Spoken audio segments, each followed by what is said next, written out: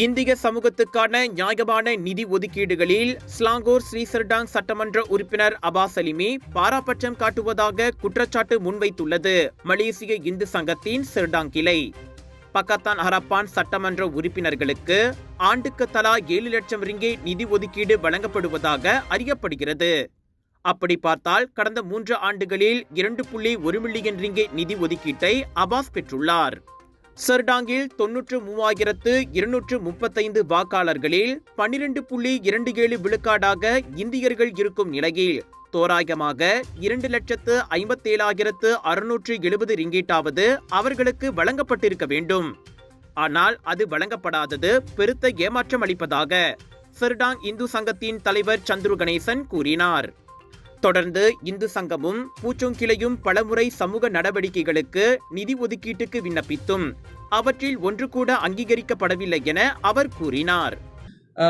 இதில் நீங்கள் பார்த்தீங்களா, நம்மளுடைய இந்த ஆலயங்கள் ஏறக்குறைய 7 ஆலயங்கள் இருக்கின்றன. என்ஜிஓ ஒரு 15 இருக்கின்றது. பள்ளி ஒரு 2 பள்ளி.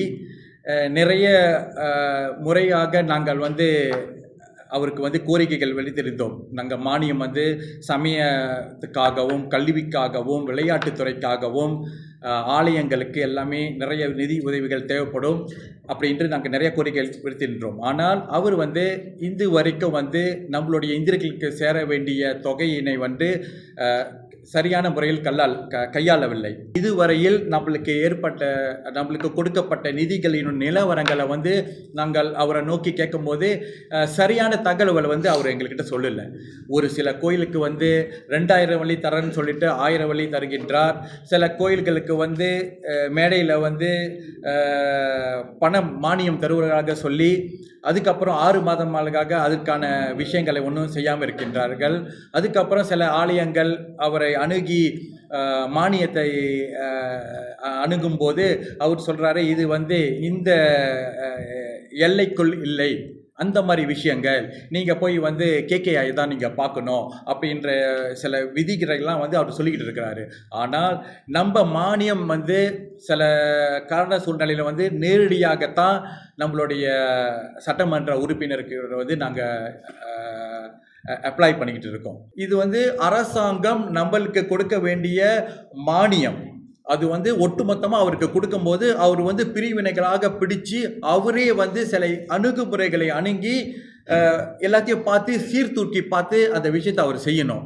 ஆனால் இதில் நான் இன்றைய நடந்த நிகழ்ச்சியில் எங்களுக்கு நாங்கள் தெரிந்து கொண்டது என்னவென்றால், முறையான மானியத்தை அவர் செலுத்தவில்லை. இந்தியர்களை புறக்கணிப்பதும் இந்தியர்களை சீர்தூக்கி பார்க்காமல் ஏனாதானோ ஒன்று அலட்சிய போக்கில் அவருடைய இந்த அரசியல் நாடகம் நடந்து கொண்டிருக்கிறது நாங்கள் நம்புகின்றோம். N29 ஸ்ரீ சர்டாங் வட்டாரத்தில் உள்ள இந்திய மக்களுக்கு நிறைய விஷயங்களையும் ஆலயங்களுக்கும் பள்ளிகளுக்கும் சில உண்மையான தேவைப்பட வேண்டிய விஷயத்தையே அணுகி இன்னும் மென்மேலும் மக்களுக்கு செய்வார் என்ற நம்பிக்கையில் இந்த என்ன சொல்லுவாங்க பிரஸ் ரிலீஸை நாங்கள் கேட்டுக்கிறோம். பொது தேர்தலுக்கு பிறகில் இருந்தே உள்ளூர் இந்திய மக்களை விட்டு சட்டமன்ற உறுப்பினர் சற்று தள்ளியே உள்ளார். இதனால் சமூக நடவடிக்கைகளுக்கும் ஆலயங்களுக்கும் போதிய நிதி ஆதரவு இல்லை. குறிப்பாக 3 ஆண்டுகளில் ஒரே ஒரு ஆலயம் மட்டுமே, அதுவும் வெறும் 1000 ரிங்கேட் நிதியை பெற்றுள்ளது. 2022 இருந்து சர்டாங்கில் தமிழ் பள்ளிக்கோ ஆலயங்களுக்கோ மாநில அரசின் நிதி ஒதுக்கீடு வரவில்லை என சந்துரு குறிப்பிட்டார். எனவே சட்டமன்ற தொகுதிக்கான நிதி ஒதுக்கீட்டில் வெளிப்படைத்தன்மை வேண்டும் என்பதுடன் அபாஸ் சலிமி உரிய விளக்கமும் அளிக்க வேண்டும் என சனிக்கிழமை நடைபெற்ற செய்தியாளர் சந்திப்பில் அவர் வலியுறுத்தினார். இதில் சர்டாங் இந்து சங்கத்தினரோடு அரசு சாரா இயக்கத்தினரும் பங்கேற்றனர். ஸ்லாங்கூரில் நிதி ஒதுக்கீடு தொடர்பில் ஒரு சட்டமன்ற உறுப்பினருக்கு எதிராக, அதுவும் உள்ளூர் இந்திய மக்கள் போர்க்குடி தூக்கி உள்ளது பரபரப்பு ஏற்படுத்தி உள்ளது.